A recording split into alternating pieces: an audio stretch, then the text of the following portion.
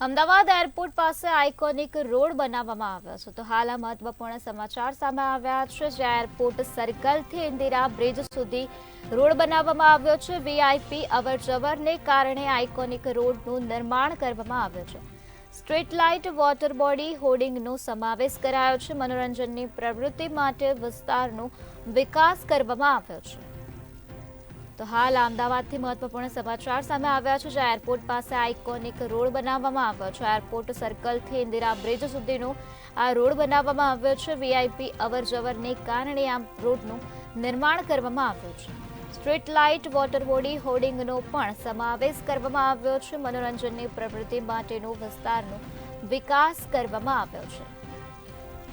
તો વીઆઈપી અવરજવરને કારણે આ પ્રકારના આઇકોનિક રોડનું નિર્માણ કરવામાં આવ્યું છે તો એરપોર્ટ સર્કલથી લઈને છેક ઇન્દિરા બ્રિજ સુધી આ પ્રકારનો આઇકોનિક રોડ બનાવવામાં આવ્યો છે તો સ્ટ્રીટ લાઇટ વોટર બોડી હોર્ડિંગનો પણ સમાવેશ કરવામાં આવ્યો છે મનોરંજનની પ્રવૃત્તિ માટેનો વિસ્તારનો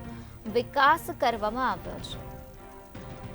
અમદાવાદમાં એરપોર્ટ પાસે આઇકોનિક રોડ બનાવવામાં આવ્યો છે જેમાં વીઆઈપી અવરજવરને કારણે આઇકોનિક રોડનું નિર્માણ કરવામાં આવ્યું છે સ્ટ્રીટ લાઇટનો સમાવેશ કરવામાં આવ્યો છે આ સાથે વોટર બોડીનો પણ સમાવેશ કરવામાં આવ્યો છે તેમજ હોર્ડિંગનો પણ સમાવેશ કરવામાં આવ્યો છે તો એરપોર્ટ સર્કલથી લઈને છેક ઇન્દિરા બ્રિજ સુધીનો આઇકોનિક રોડ બનાવવામાં આવ્યો છે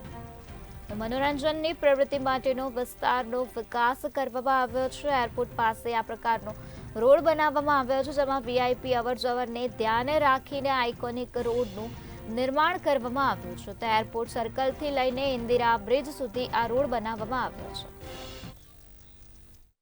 અમદાવાદ મહાનગર દ્વારા 2024ની શરૂઆતમાં નગરજનોને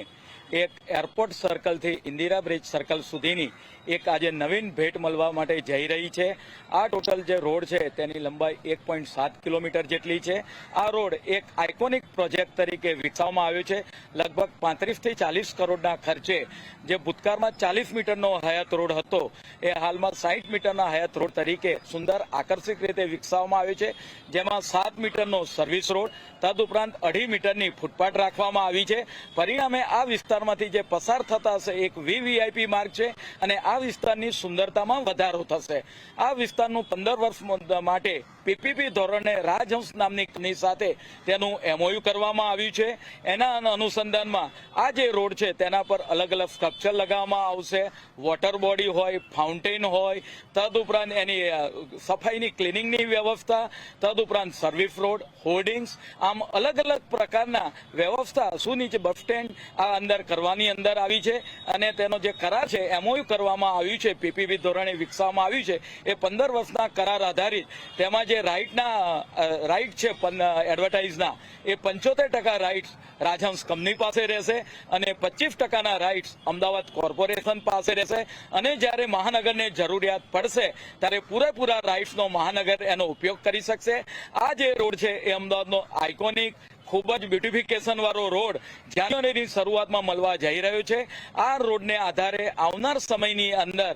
મહાનગરની અંદર જે એન્ટ્રીઓ છે બીજા રોડો છે એ રોડો બનાવવાની પણ શરૂઆત કરવામાં આવશે